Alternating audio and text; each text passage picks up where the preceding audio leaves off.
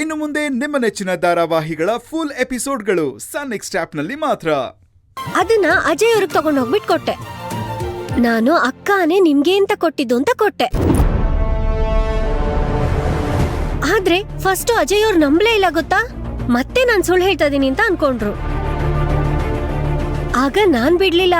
ನಿಜವಾಗ್ಲೂ ಇದನ್ನ ನಮ್ಮ ಅಕ್ಕನೇ ಕೊಟ್ಟಿದ್ದು.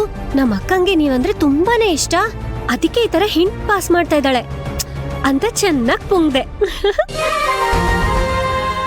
ಪಾಪ ಅಜಯ್ ಅವರು ನಂಬೇ ಬಿಟ್ರು ಅದನ್ನ. ಆಮೇಲೆ ಆ ಜಾಮೂನ್ ನೋಡ್ತಾ ಇಮ್ಯಾಜಿನೇಷನ್ಗೆ ಹೋಗ್ಬಿಟ್ರು ಆಸಾಮಿ. ಗಂಗೆ, ಯಾಕೆ ಈ ತರ ಮಾಡಕ್ ಹೋಗ್ತೀಯಾ? ಅಜಯ್ ಅವರೇ ಹೇಳಲಿಲ್ವಾ ಗೌರಿ ಅವ್ರ ಮೇಲೆ ಯಾವ ಫೀಲಿಂಗ್ಸು ಇಲ್ಲ ಅಂತ?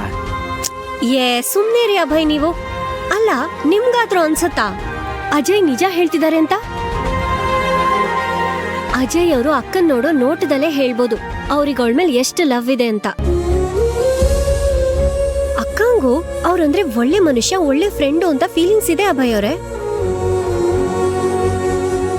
ಅವರಿಬ್ರು ಮದ್ವೆ ಆದ್ರೆ ನಿಜವಾಗ್ಲೂ ತುಂಬಾ ಚೆನ್ನಾಗಿರುತ್ತೆ.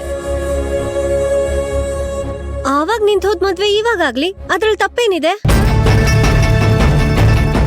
ಅಭಯ್, ಅಕ್ಕಂಗೂ ಮದ್ವೆ ಆದ್ರೆ ನಾವ್ 4 ಜನ ಎಲ್ಲಾದ್ರೂ ಸುತ್ತಾಡಕ್ ಹೋಗಣ್ವಾ? ಮನಾಲಿಗೆ ಹೋಗಣ್ವಾ? ಹೌದು, ನಿಮಗೆ ಯಾವ ಪ್ಲೇಸಸ್ ಇಷ್ಟ? ನನಗಂತೂ ಬೀಚ್ ಅಂದ್ರೆ ತುಂಬಾ ಇಷ್ಟ. ಸಮುದ್ರ ದಡದಲ್ಲಿ ಕುತ್ಕೊಂಡು ಆ ಅಲೆಗಳು ನೋಡಕ್ ಎಷ್ಟ್ ಚೆನ್ನಾಗಿರುತ್ತೆ ಗೊತ್ತಾ? ಅಭಯ್, ಅಂಡಮಾನ್ಗೆ ಏನಾದ್ರೂ ಹೋಗಣ್ವಾ? ಆದ್ರೆ ನಮ್ಮ ಅಕ್ಕಂಗೆ ಚಳಿ ಇರೋ ಜಾಗ ಅಂದ್ರೆ ತುಂಬಾ ಇಷ್ಟ. ಸ್ನೋ ನೋಡ್ಬೇಕು ಅನ್ನೋದು ಅವಳ ಆಸೆ. ಸೊ ನಮ್ಮ ಅಕ್ಕಂಗೋಸ್ಕರ ನಾವೆಲ್ಲರೂ ಮನಾಲಿಗೆ ಹೋಗಣ್ವಾ? ಆ ಚಳಿಲಿ ಹಿಮದಲ್ಲಿ ನಾವು 4 ಜನನೂ ಆಟ ಆಡ್ತಾ ಕಳ್ದ್ ಹೋಗ್ಬಿಡೋಣ. ಸಖತ್ತಾಗಿರುತ್ತೆ.